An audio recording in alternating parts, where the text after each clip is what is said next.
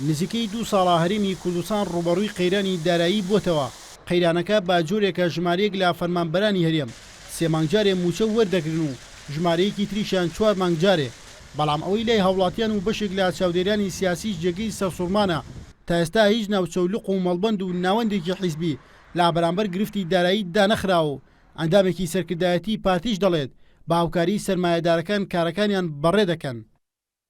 پرۆژەی بەرنامەی کاری ئێمە بەرنامەی کاری تەنزیمی و تایبەتی ئەوەی پەیوەستە بە هاوکاریکردنی خەڵکێکی دیاریکراو ئێمە ئاعتیماد لەسەر ئەو خەڵکانە دەکەین. مەسەڵەن بۆ نمونە ئێمە بەرنامەیەکمان هەیە بۆ شەهیدان هەموو شەهیدانی هەولێر ئەوانەی شەڕی داعش داوامان لە دەوڵەمەندێکی شاری هەولێر کردووە مانگانە هەریەکی کرێ خانووان بۆ دەداتن مەسەڵەن ئەمە شێوەیەکە لە شێوەکانی کاری ئێمەی تەنزیمی. هەرچەندە ڕێکەوتنەکان لاگەڵ بەغدادا بەجۆرێک بووە لە ماوەی ڕابردوودا کە مانگانە نەوتی پێویست لە ڕێگەی سۆمۆ بفرۆشێت لە بەرامبەردا حکوومەتی ناوەند بودجەی لە 170 ڕەوانە بکات. بەڵام بەغدا و هەرێم بەردەوامن لە تۆمەتبارکردنی یەکتر بەوەی پامەد نەبوون بە ڕێکەوتنەکەوە. وتەبێژی بسوتنەوەی ئیسلامیش دەڵێت بەوەی قەیرانی داراییەوە ژمارەیەکی زۆر لە مەڵبەند و بارەگەکانیان داخستووە.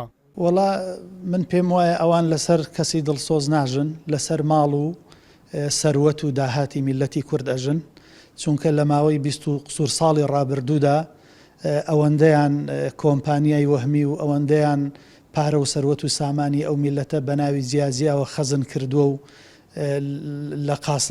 لە ژوورە تاریکەکان لە قاسەکانیان داناوە من ئەوە قەناعەت ناکەم. شارەزایانی بواری ئابووری پێیان وایە ئەگەر پارتی وێچەتی لە ساڵی 2023ەوە لەو بودجەیی لە بەغداوە دەهات لە بری ژێرخانی خۆیان ژێرخانی ئابووری هەرێمیان پتە و باشتر بکردایە ئێستا هەرێمی ژوەک ئەو حیزبانە ڕوبەڕووی قەیرانی دارایی نەدەبووەوە.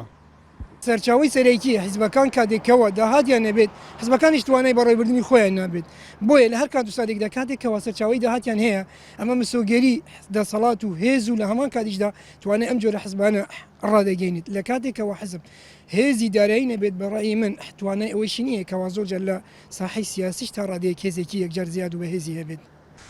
هەرێمی کوردستان لە ماوەی زیاتر لە ساڵێکدا ڕوبەڕووی چەند قەیرانێک بووتەوە کە دیارترینیان قەیرانەکانی دارایی و سوتەمەنین.